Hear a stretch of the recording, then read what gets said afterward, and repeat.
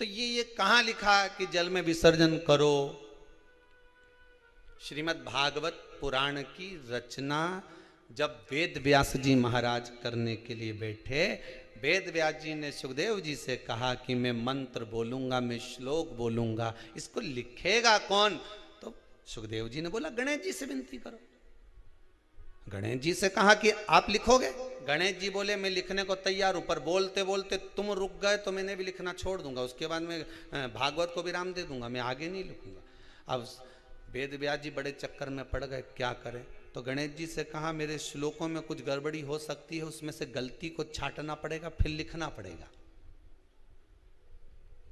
कितना सुंदर संबोधन श्री वेद व्यास जी ने कहा कि मैं जो श्लोक बोलूंगा आपको लिखने के लिए है, उसमें मैं कुछ गलती करूंगा, उस गलती को छांटना है, तब श्लोक लिखना है। क्यों कहा वेद व्यास जी ने ये बात?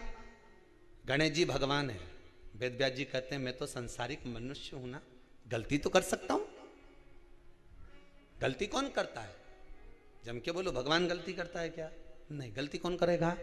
मनुष्य। गलती मानव करेगा, गलती मनुष्य करेगा। और गलती करने के बाद अगर हमसे अपनी जिंदगी में कोई गलती हो जाती है तो एक बार क्षमा मांगने में कुछ जाता है क्या? प्रणाम करने में कुछ जाता है क्या? निवेदन करने में कुछ जाता है क्या? नहीं। गलती हो गई मुझसे, तो गणेश जी आप गलती को छांटना, लिखना। गणेश जी महाराज लिखने बैठ गए। लिखते लिखते लिखते लिखते 10 दिन हो गए गणेश जी महाराज को। शरीर में ताप पड़ने लगा गणेश जी महाराज के। वेद व्यास जी ने गणेश जी के हाथ का स्पर्श करा तो शरीर तो तप रहा था।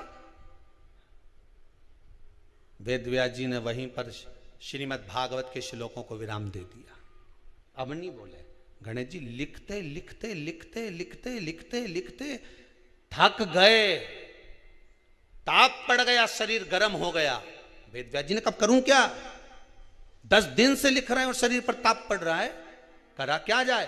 उन्होंने गणेश जी का हाथ पकड़ा, उठाया और कहा चलो प्रभु हमारे साथ में। वेद व्यास जी गणेश जी को ले गए और ले जाकर शीतल जल में श्री गणेश जी महाराज को बिठा दिया।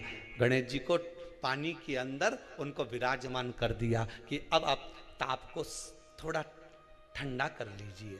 शीतल जल में बिठाया। उस दिन से नियम हो गया कि 10 दिन गणेश जी बैठते हैं और फिर उनका विसर्जन होता है पानी के अंदर, जल के अंदर। शरीर का ताप मिट जाए। तो गणेश जी ने वचन दिया है वेद व्यास जी महाराज को, आपने मेरे ताप को मिटाने के लिए मुझे जल में बिठाया है। जो मुझे जल में विसर्जन करेगा मेरा ताप तो मिटेगा ही, साथ में जो मुझे जल में विसर्जन करेगा उसके जीवन के भी ताप को मैं मिटा दूंगा, उसके जीवन के ताप को मैं मिटा दूंगा। ताप मिटा दिया।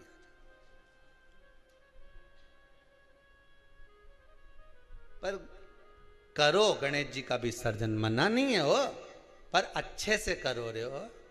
अब मैं छोरा छोरियों तो निशाना लगाए, वो हमारा गणेश जी जई दिया।